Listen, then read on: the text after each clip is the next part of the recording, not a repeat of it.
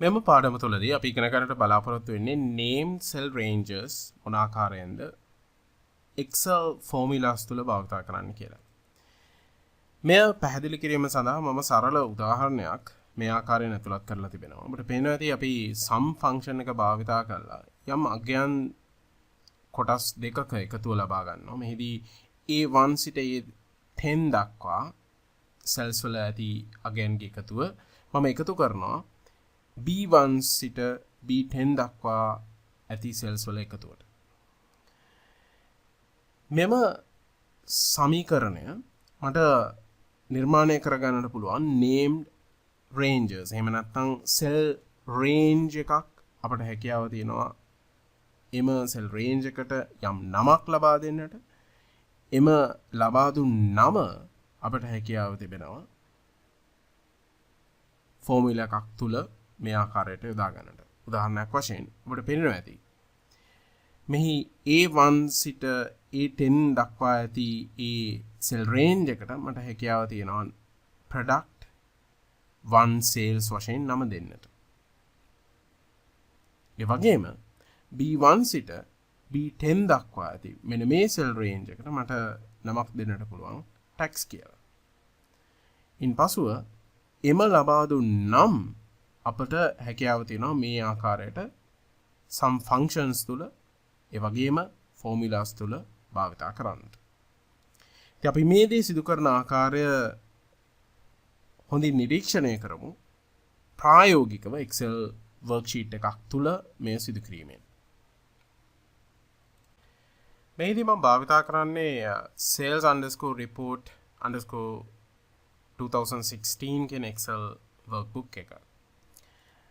අපිට මතක ඇති අපි මීට ඉහත පරිච්ඡේදයක් තුළදී ප්‍රායෝගික ක්‍රියාකාරකම් සඳහා මෙම Excel workbook එක භාවිත කරා. මෙහි worksheet එකේ අන්තර්ගත මෙම තත්ත්වයන් වල ඔබට දැක ගන්නට පුළුවන් total revenue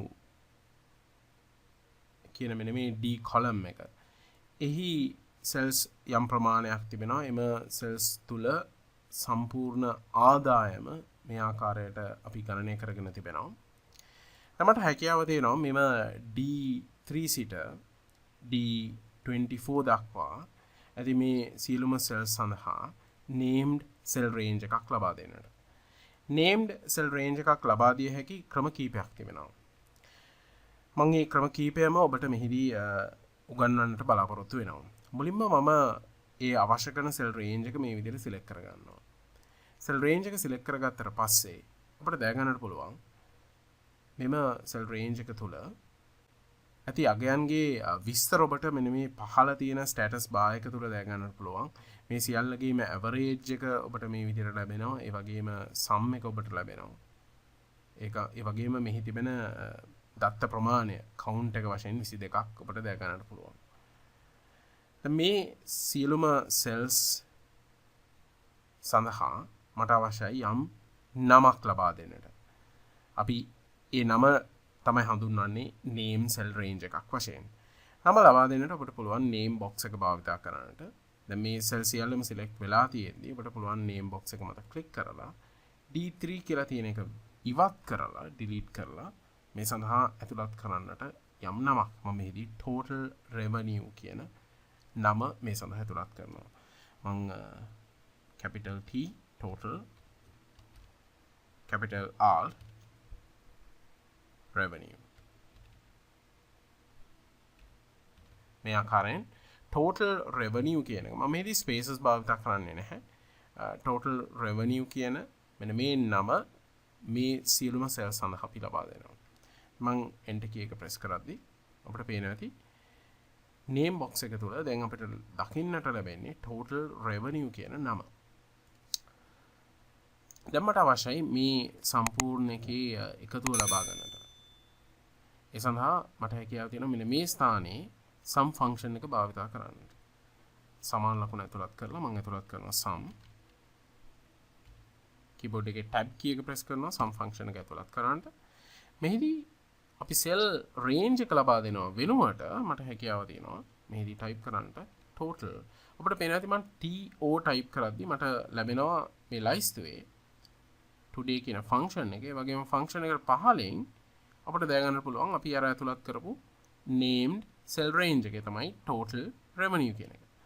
මට හැකියාව තියෙනවා මේ select කරන්නට. මම keyboard එකේ down arrow key එක මෙහෙම විදිහට press කරලා ඒ select කරලා keyboard එකේ tab key එක press කරනවා ඒ ඇතුළත් කරගන්නට. ඉන්පසුව මම close bracket එක ඇතුළත් කරලා sum function එක මේ විදිහට අවසන් කරගන්නවා. keyboard එකේ enter key එක press කරනවා. අපිට පේනවා ඇති මට මේ ආකාරයෙන් එහි පිළිතුර ලබා ගැනීමට හැකියාව ලැබෙනවා. ඒ ආකාරයෙන්ම මම එම පිළිතුර ලබා ගැනීමේදී මට cost එකේ total එකත් මේ විදිහට ලැබෙනවා. ඉතින් මම මෙය දැනට ඉවත් කරගන්නවා delete කරලා. අපිට දැක ගන්න පුළුවන් අපි මෙහිදී මම select කරොත් D25 කියන cell එක එහිදී formula bar එක තුල ඔබට දැක ගන්න පුළුවන් sum function එක තුල අපි cell range එකක් වශයෙන් cell IDs ලබා දීලා නැහැ. අපි ලබා දීලා තියෙන්නේ අපි ඇතුළත් කරපු name range එක. ඊළඟට අපි ඉගෙන ගනිමු තවත් ක්‍රමයක් cell range එකක් නම් කරන්නට හැකි. ඒ තමයි මුලින්ම අපිට අවශ්‍ය කරන මේ විදිහට cell range එක select කරලා මේ selection එක මේ විදිහට තියෙද්දි මම right click කරනවා ඒ selection එක මත. ඉන්පසු මම select කරනවා define name. මෙහිදී මට නමක් ලබා දෙන්නට පුළුවන්. මම මෙහිදී ලබා දෙනවා total cost වශයෙන්. ඉන්පසු මම OK බටන් එක මත ක්ලික් කරනවා. දැන් අපිට හැකියාව තියෙනවා එම ලබා දුන්නු නම යොදා ගන්නට ෆන්ක්ෂන් එක තුළට. මම මෙහිදී sum ෆන්ක්ෂන් එක ඇතුළත් කරනවා. ඉන්පසුව මම ඇතුළත් කරනවා total මම t අකුර ටයිප් කරනවා TO. අපිට පේනවා ඇති total revenue එක වගේම total cost කියලා අපි ඇතුළත් කරපු මේ name range එක මේ විදිහට lice way දා ගන්නට පුළුවන්. මම lice wayම name range එක select කරලා keyboard එකේ tab key එක press කරලා ඒ ඇතුළත් කරලා function එක සම්පූර්ණ කරනවා. අපිට පේනවා ඇති අපිට මේ ආකාරයට name range එකක් භාවිතා කරලා ඉතාමත් පහසුවෙන් අගයන් ලබා ගැනීමේ හැකියාව තිබෙනවා. name ranges ඇතුළත් කරාට පස්සේ ඔබට යම් හේකින් අවශ්‍ය වුණොත් ඒ ඇතුළත් කරගත්ත name ranges වෙනස් කරන්නට එහෙම නැත්නම් ඒවා ඉවත් කරගන්නට ඒ සඳහා ඔබ සිදු කරන්නට අවශ්‍යයි formula කියන මෙන්න මේ tab එක select කරන්න. ඉන්පසුව යන්න define names කියන මෙන්න මේ group එක තුල ඇති name manager කියන මෙන්න මේ button එක. මේ මත click කරලා එවිට ඔබට ලැබෙනවා මේ වගේ dialog box එකක්. dialog box එක තුල ඔබට දැක ගන්න පුළුවන් ඔබ නම් කරන ලද ඒ name ranges. ඉතින් ඔබට අවශ්‍ය නම් මේවා වෙනස් කරන්නට පුළුවන්. ඔබ edit කරොත් ඔබට නැවත අවශ්‍ය ඒ range එක තෝරා ගන්නට පුළුවන් මෙන්න මේ ස්ථානයේ. එසේ නොමැති නම් ඔබට මේවා ඉවත් කර ගන්නට පුළුවන්. මම මෙහිදී delete key එක press කරනවා මේ විදිහට එම ranges ඉවත් කර ගන්නට.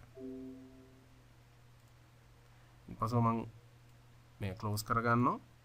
ඔබට පෙනේවි ඔබ name ranges ඉවත් කරගත්තට පස්සේ ඔබට මෙන්න මේ ආකාරයට එම name ranges භාවිතා කරලා ඔබ යම් හේකින් functions තුල ඒවා යොදාගෙන මේ ආකාරයට ගණනය කිරීම සිදු කරලා තිබෙනවා නම් එම ගණනය කිරීම තුල මේ වගේ error message එකක් දැක ගන්නට පුළුවන්. ඒකට හේතුව තමයි දැන් එම name range එක තවදුරටත් Excel worksheet එක තුල අන්තර්ගත නොවන නිසා. මෙවැනි අවස්ථාවකදී ඔබට සිද්ධ වේවි formula එක edit කරන්නට. ඔබට පුළුවන් edit in formula ඔබට මේ formula එක edit කරන්න. එහිදී name range එක වෙනුවට ඔබට සිදු වෙනවා cell range එක ඇතුළත් කරන්නට නිවැරදිව එහි පිළිතුර ලබා ගැනීමට නම්